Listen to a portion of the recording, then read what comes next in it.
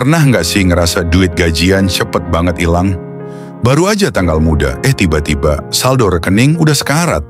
Niatnya pengen hidup nyaman, tapi malah tiap bulan harus jungkir balik buat bertahan sampai gajian berikutnya. Apalagi kalau tiba-tiba ada pengeluaran mendadak kayak motor mogok, HP rusak, atau harus bayar biaya rumah sakit. Pasti langsung pusing 7 keliling.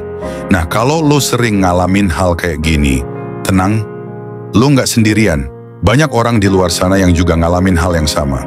Tapi kabar baiknya, ada cara buat ngatur duit yang gampang dan tanpa ribet. Kalau lo pengen hidup lebih tenang, nggak khawatir duit hilang entah kemana, dan tetap bisa nikmatin hidup tanpa harus boros, tonton video ini sampai habis. Karena di sini gue bakal kasih tips praktis buat ngatur duit dengan cara yang simple tapi efektif. Kenali kemana duit lo pergi. Hal pertama yang harus lo lakukan kalau mau ngatur duit adalah tahu kemana duit lo pergi. Banyak orang yang merasa mereka udah hidup hemat, tapi tetap aja setiap bulan duitnya habis tanpa sisa.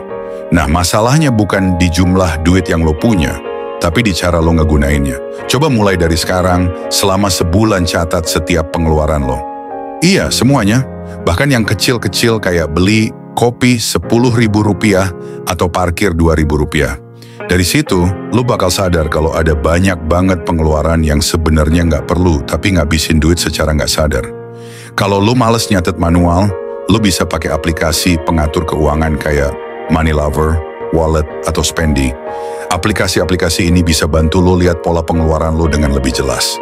Dan dari situ, lo bisa mulai bikin strategi supaya duit lo nggak bocor ke hal-hal yang nggak penting.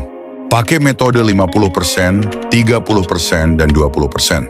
Setelah lo tahu kemana duit lo pergi, langkah selanjutnya adalah mulai bagi penghasilan lo dengan cara yang benar.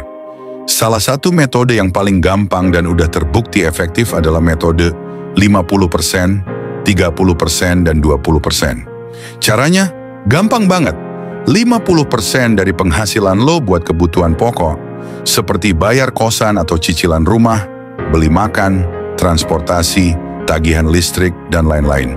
30% buat keinginan, seperti nongkrong, beli barang yang lo suka, langganan Netflix, atau liburan.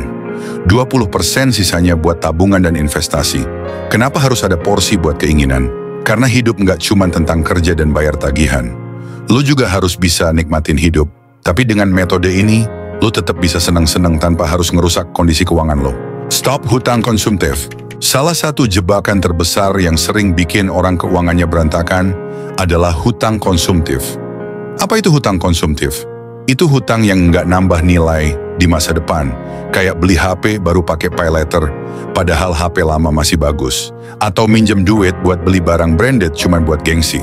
Kalau lo sekarang punya hutang konsumtif, coba pelan-pelan lunasin dan hindari buat nambah hutang baru.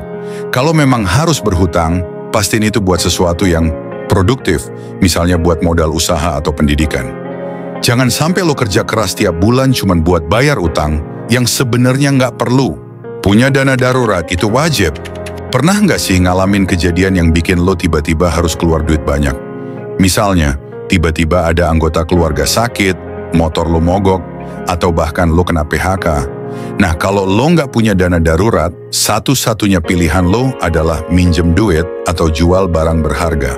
Makanya, punya dana darurat itu wajib. Idealnya, lo harus punya dana darurat minimal 3-6 bulan pengeluaran bulanan lo. Jadi kalau suatu saat ada kejadian tak terduga, lo nggak perlu panik dan bisa tetap tenang. Simpen dana ini di rekening terpisah atau di instrumen keuangan yang gampang dicairin, kayak deposito atau reksadana pasar uang. Mulailah investasi, jangan cuma nabung. Banyak orang masih mikir kalau nabung doang udah cukup buat jaga keuangan mereka. Padahal kalau lo cuma nabung di bank, nilai duit lo bakal turun karena inflasi. Makanya, mulai dari sekarang, lo harus belajar investasi. Ada banyak pilihan investasi yang gampang dan nggak butuh modal gede. Misalnya, reksadana cocok buat pemula karena bisa mulai dari Rp10.000 aja. Emas digital, nilai emas cenderung naik dalam jangka panjang. Saham atau kripto, kalau lo udah punya pemahaman lebih dalam tentang investasi. Intinya, jangan cuma nabung. Biar duit lo berkembang, lo harus mulai investasi dari sekarang. Ngatur duit itu sebenarnya nggak susah. Yang penting, lo mulai dari sekarang dan disiplin buat ngikutin strategi yang udah kita bahas tadi. Dengan 5 cara ini, gue yakin kondisi keuangan lo bakal lebih stabil, lo nggak bakal stres tiap tanggal tua, dan yang paling penting, lo bisa hidup lebih nyaman tanpa harus mikirin duit terus. Kalau lo setuju atau punya tips lain buat ngatur duit, komen di bawah ya. Jangan lupa like, share, dan subscribe biar makin banyak orang yang melek finansial. Sampai ketemu di video berikutnya.